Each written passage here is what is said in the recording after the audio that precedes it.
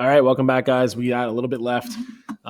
Not too much. Honestly, this will be a shorter video anyway, but we're just finishing up cardiovascular system today. Okay, so here's where we left off. We were talking about blood pressure. Specifically, we were talking about this sphygmomanometer, this crazy thing that it's a cuff that you put on around, or like a bag that you put on around your arm, and it velcros down, you inflate it, and then it's going to measure your blood pressure. We do need to talk a little bit more about blood pressure today, and then we'll be all done. So regarding neural factors or other factors that can affect blood pressure, there's a couple different ones. Neural factors are things involving the nervous system. So anything that is neural is involving the nervous system. We haven't done nervous system yet, so I don't expect you to know that stuff just yet. But there's a branch of the nervous system called the autonomic nervous system that helps to regulate blood pressure. We also have renal factors. You may remember from our previous units, I've brought this term up in passing, but we'll obviously talk about this in more detail because renal means kidneys. Obviously, we haven't done urinary system or endocrine system because renin is a hormone, but we have talked about the kidneys a little bit in reference to EPO, which was erythropoietin. So we have talked about it before, but EPO or renin in this case helps to regulate blood volume, and the amount of blood you have has a direct effect on blood pressure. That's what we end up observing. What are some other factors that can take into effect here? Temperature. So how hot or cold something is. If it's too hot, and I've mentioned this in a number of videos already, if it's too hot, your blood vessels are going to dilate, vasodilation. You're going to release heat, which affects blood pressure. If it's too cold, your vessels are going to vasoconstrict to keep heat closer to your chest, which again can affect blood pressure. Chemicals, that's very vague, but the point still stands. You have numerous chemicals that can be secreted to either increase or decrease, or that you can consume, to increase or decrease blood pressure. So for that, I tend to think of like your over-the-counter medication, stuff you find at your CVS, your Walgreens, whatever. These are all things that can increase or decrease blood pressure. Most of those things will decrease blood pressure, by the way.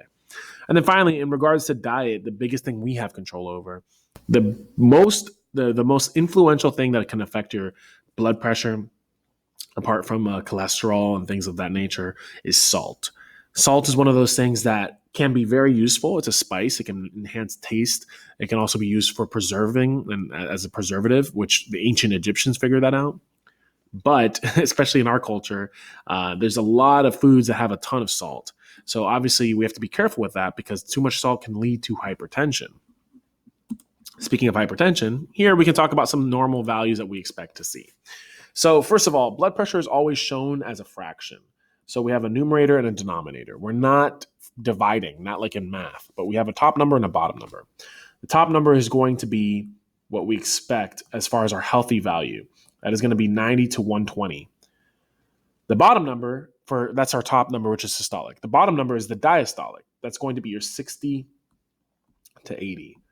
Remember, your systolic is the heart contracting. Diastolic was the heart relaxing. So when your heart is contracting, we expect more pressure than when your heart's relaxing. That makes sense. mmHg, that's just the unit of measurement, millimeters of mercury. Now, what we expect to see is that sometimes those numbers are a little abnormal. Hypotension and hypertension. Hypotension is a circumstance where you have your lowest numbers below what they should be. So for instance, your systolic pressure is below 90 or your diastolic pressure is below 60. If that's occurring, that's obviously a problem. Doesn't happen that often, although it is associated with particular illnesses, so that is usually what we see. Hypertension, on the other hand, is much more common. This is when the highest numbers is above that value. So systolic is above 120, diastolic is above 80. This can be very dangerous if it's chronic. So if you're suffering from high blood pressure for a long period of time, this can lead to other cardiovascular conditions. So keep that in mind, very problematic. Just as an example, so I'll erase this temporarily. In a circumstance where I were to give you like a question and I were to say like, Tim goes to a doctor to get checked up and his blood pressure comes back as 110/82. And I ask you, hey, how would you diagnose Tim based off his blood pressure? Your answer in this case would be hypertension. Even though 82 is not great, that much greater than 80, it is still greater than 80. Now, obviously, in the real world, in actual medicine, there's a threshold, right? There's scales of hypertension. There's stage 1, stage 2. There's chronic, or there's emergency hypertension. So there's a lot of varying variables that can take into play. But for our purposes, as long as it's out of the range, just keep it in mind. Finally, we can talk a little bit about atherosclerosis. We talked about this actually when we mentioned congestive heart failure. It's a disease of the arteries characterized by deposits of plaques of fatty material on their inner walls. This condition can lead to severe heart disease and possible heart failure. Remember, arteries have a thinner lumen than veins. The lumen is the inner tube. Think of a straw, so like a mixing straw versus a drinking straw. So because arteries have a thinner lumen, like the mixing straw, not as much blood is going to be in them in the first place. When you build up this plaque, it's going to make it even harder for blood to flow. Plaque builds up because of LDL. LDL is going to be that bad cholesterol. Typically, we get LDL from animals and animal-based products. But the good news is, if you consume HDL, that helps to clean it out. The HDL counters it. The HDL is supposed to help cleanse the plaque. However, if you don't do enough to do that, then the plaque builds up to abnormal levels and it can block blood flow entirely, leading to things like heart attacks or strokes, which is when your brain doesn't get enough blood. So these are things that can obviously be pretty bad and problematic overall, right?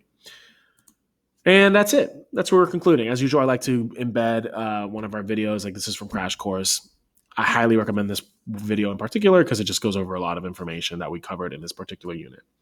All right. So thanks for tuning in, guys. I appreciate it. I'll see you guys in the next set of videos. Have a good one.